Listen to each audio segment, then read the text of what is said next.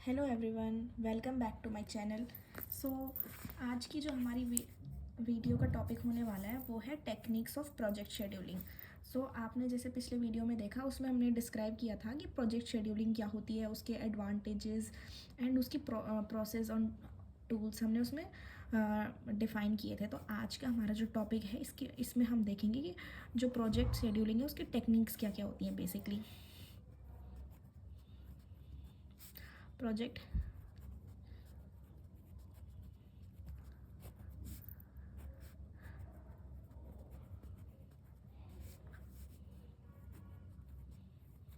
Project scheduling की basically जो techniques होती हैं वो क्या होती हैं, जो कि बेसिकली 3 होती हैं। वेरी इंपॉर्टेंट है, एग्ज़ाम्स में काफ़ी बारी पूछा भी जाता है। एक होती है Gantt chart, next thing in PERT chart, CPM which means critical path method,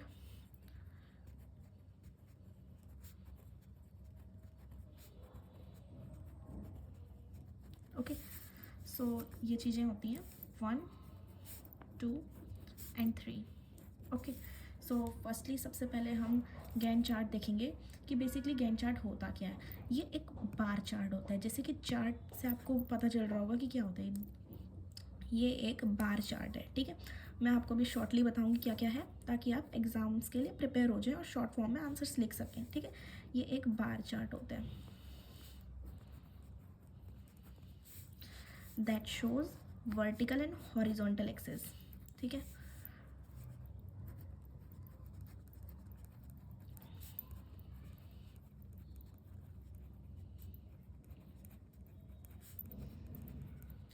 ठीक है, इसकी 2 एक्सेस होती हैं, वर्टिकल एंड हॉरिजॉन्टल। तो वर्टिकल एक्सेस में ये क्या दिखाता है, किसी भी प्रोजेक्ट की एक्टिविटीज़ क्या हो रही हैं,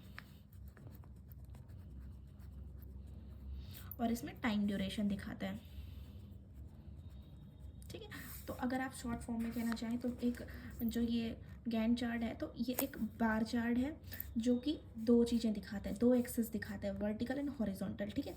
तो वर्टिकल एक्सेस में ये दिखाता है एक्टिविटीज़, किसी भी प्रोजेक्ट की activities like planning, designing, launching and all, ठीक है।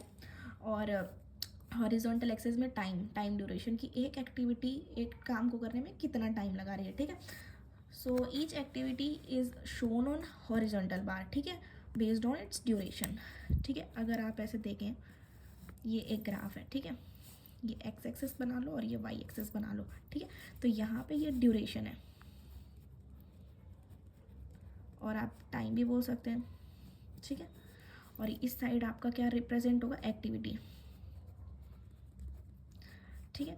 और यहाँ पे आपकी एक्टिविटी प्लानिंग हो सकती है, डिज़ाइनिंग हो सकती है, डेवलपमेंट हो सकती है, टेस्टिंग हो सकती है, लॉन्चिंग हो सकती है, कुछ भी हो सकती है, ठीक। Duration like 2 days, 4 days, 15 days और 18 डेज़ की एक एक्टिविटी, एक काम करने के लिए कितने दिन लगा रही है, 2 दिन लगा रही है, ड्यूरेशन कितने दिन लगा रही है, 4 दिन लगा रही है, या कितने भी दिन लगा रही है। तो ये आपका एक ग्राफ बन जाता है। Like for example building a small website, ठीक है। अगर आप कोई भी वेबसाइट खोल रहे हो, जैसे अमेज़ोन या फ्लिपकार्ट या अपनी कोई भी आपकी साइट है, तो उसको बिल्ड करने में, प्लानिंग करने में आपको कितना टाइम लग रहा है, डिज़ाइन करने में, ठीक है, वेरियस टेम्पलेट बनाने में, जो भी डेवलपमेंट में और टेस्टिंग करने में कि हाँ वो वेबसाइट सही है कि नहीं है, ठीक है। तो ये सब आ जाता है गैंट चार्ट के अंदर। आई होप आपको ये समझ आ रहा होगा। लाइक सबसे पहले प्रोजेक्ट शेड्यूलिंग की टेक्निक्स क्या होती हैं, गैंट चार्ट, PERT चार्ट और क्रिटिकल पाथ मेथड, ठीक है। उसके बाद जब हम गैंट चार्ट के अंदर आए, बार चार्ट जिसके 2 एक्सेस होती हैं, हॉरिजॉन्टल एंड वर्टिकल। उसके बाद हम वर्टिकल एक्सेस में देखेंगे कि एक्टिविटीज़ पे फोकस होता है और हॉरिजॉन्टल में टाइम जोन पे, ठीक है। तो हर एक एक्टिविटी बेस होती है हॉरिजॉन्टल एक्सेस में based on it's time duration. उसके बाद हम एक एग्जांपल ले लेंगे, like building a small website, और उसमें हम आप इसमें एग्जाम्स में इस ग्राफ को बना के डिज़ाइन दिखा सकते हैं कि आपको कैसा, मतलब बेसिकली गैंट चार्ट होता क्या है, ठीक है। उसके बाद आप ये भी लिख सकते हैं कि गैंट चार्ट इम्पॉर्टेंट क्यों है, क्योंकि ये ईजी टू अंडरस्टैंड हो, ये चार्ट ईजी टू अंडरस्टैंड है किसी भी प्रोजेक्ट में, ठीक है। फिर क्या होता है, ये best for small and medium projects, कोई भी छोटे मोटे प्रोजेक्ट और या फिर more than small but medium size of project, उनके लिए सही होता है, ठीक है। ईजी टू अंडरस्टैंड है, shows start and end dates clearly, ठीक है, इसकी स्टार्टिंग और एंड डेट क्लियर होती है, help manager to track the progress, ठीक है। सो बेसिकली जो गैंट चार्ट है ये टाइम पे बेस्ड होता है, ठीक है, विजुअल होती है इससे शेड्यूलिंग टूल। अब आ जाता है हमारा PERT चार्ट क्या होता है। सो PERT चार्ट क्या होता है, पहले PERT की फुल फॉर्म क्या होती है, program evaluation and review technique, ठीक है, program evaluation and review technique, ठीक है, इसकी फुल फॉर्म होती है। सो ये एक तरीके से नेटवर्क डायग्राम होता है, लाइक यहाँ पे एक्टिविटी ऐसा ऐसा ये नेटवर्क की तरह काम करता है, एक नेटवर्क से दूसरे नेटवर्क, दूसरे नेटवर्क से तीसरे नेटवर्क, ऐसा नेटवर्क चार्ट बोल सकते हैं आप एक तरीके से इसको, ठीक है। तो इसके अंदर क्या क्या आता है, इसके अंदर आती activities, sequence of activities and dependency, कि वो एक्टिविटी किस पे डिपेंड है, ठीक है। एक्टिविटीज़ गैंट चार्ट में भी थी बट वो एक्सेस में दिखा रहा था, और ये क्या एक नेटवर्क आपको पता होगा कि नेटवर्क मतलब एक लिंक से दूसरा लिंक कैसे कनेक्टेड है। फिर सीक्वेंस ऑफ एक्टिविटीज़,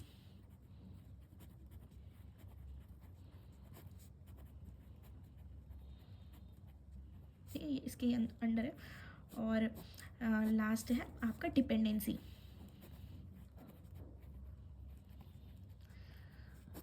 ठीक है।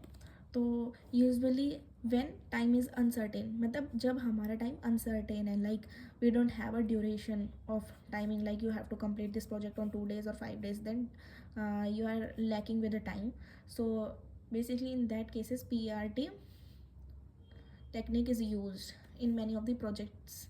So PERT time we usually estimates three things, O, M and P, ठीक है।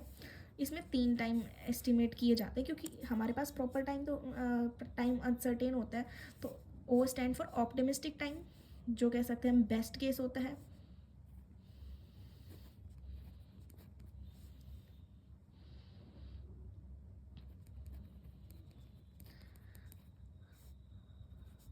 ये ऑप्टिमिस्ट टाइम होता है, ठीक है, मतलब बेस्ट केस, बेस्ट टाइम कह सकते हैं। और M stand for most likely time, like normal case,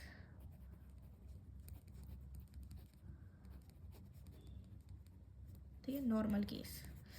and P means pessimistic time, so worst time होता है ये।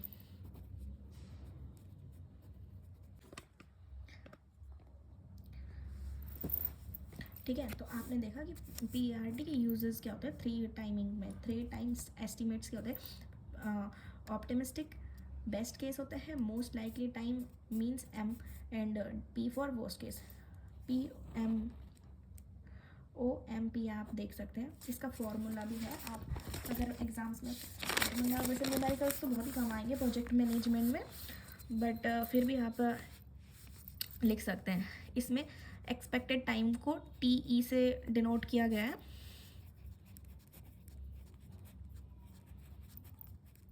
Okay, and O stand for optimistic time, and M stand for normal case, and M stand for normal case, and O stand for best case, ठीक है। तो इसका आप formula लिख सकते हैं, TE equals to O plus 4M plus P equals to 6, ये आप एग्जाम्स में फॉर्मूला लिख सकते हैं, ठीक है। और अगर आपको डिटेल्स आना है तो आप मुझे कमेंट करना, मैं इसके न्यूमेरिकल्स भी आपको बता दूंगी कि अगर मोस्टली एग्जाम्स में अगर न्यूमेरिकल्स आते हैं तो वो किस बेसिस पे आएंगे, PERT टेक्निक है, ठीक है। और आप इसका एग्जाम्पल्स ले सकते हैं, जैसे PERT का लाइक ऑनलाइन कोर्सेज क्रिएशन, ठीक है। अगर आप कोई भी ऑनलाइन कोर्स क्रिएट कर रहे हो कोई सा भी, तो उसमें आप कंटेंट राइटिंग कैसे करोगे, रिकॉर्डिंग कैसे करोगे, एडिटिंग कैसे करोगे, तो ये सब आ जाता है हमारा एक्टिविटीज़ के अंदर, ठीक है। एक्टिविटी के अंदर like content writing, recording, editing, कैसे कर रहे हैं आप, ठीक है। तो आपने देखा जैसे ओ नॉर्मल केस हो गया हमारा, बेस्ट केस हो गया, ठीक है। एम हो गया हमारा नॉर्मल केस एंड पी हो गया हमारा वर्स्ट केस, ठीक है। तो उसमें आप देख सकते हैं कंटेंट राइटिंग कितने दिन में हो रही है, 7, 10, ये टाइमिंग है, ठीक है। एस्टिमेट टाइम कितना कितना कौन कैसे लगा रहा है, आप रैंडमली कोई सा भी टाइम ले सकते हो, ठीक। एंड देन आप इसमें फॉर्मूला लगा सकते हो, ठीक है। ये कितने डेज़ में हो रहा है, 5 डेज़ में कंटेंट राइटिंग हो रही है ऑप्टिमिस्टिक नॉर्मल केस में, ठीक है। ये हो गया। एंड ये वर्स्ट केस में टाइमिंग क्या क्या हो रही है, ठीक है। आप ये लिख सकते हैं। तो अगर आप फॉर्मूला लगाएं वो एक्सपेक्टेड टाइम का, तो उसमें आप देख सकते हैं जैसे 5 × 4 × 7, अगर मैं इसका लगा रही हूँ ऊपर वाले का कंटेंट राइटिंग का, ठीक है, फॉर्मूला, तो देखिए आप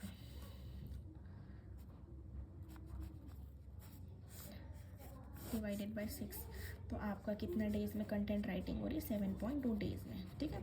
इससे आप इजीली कैलकुलेट कर सकते हैं। इस फॉर्मूले को लगा के देखिए, कंटेंट राइटिंग का है,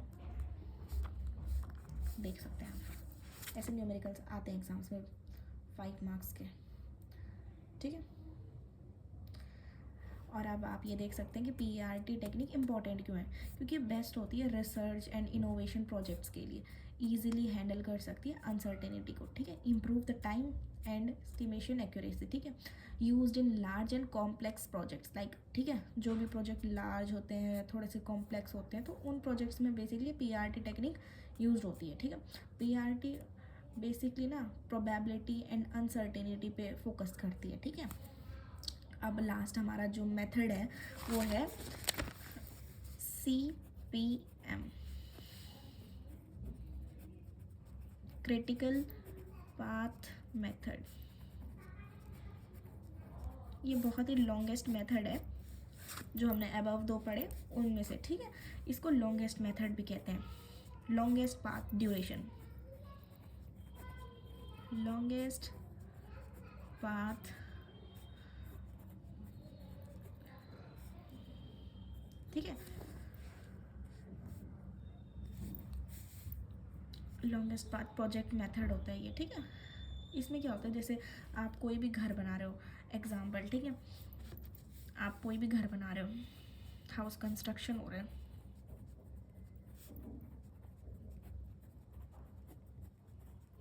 ठीक है। ये आपका घर है, आपको ऐसा घर बनाना है, ठीक है।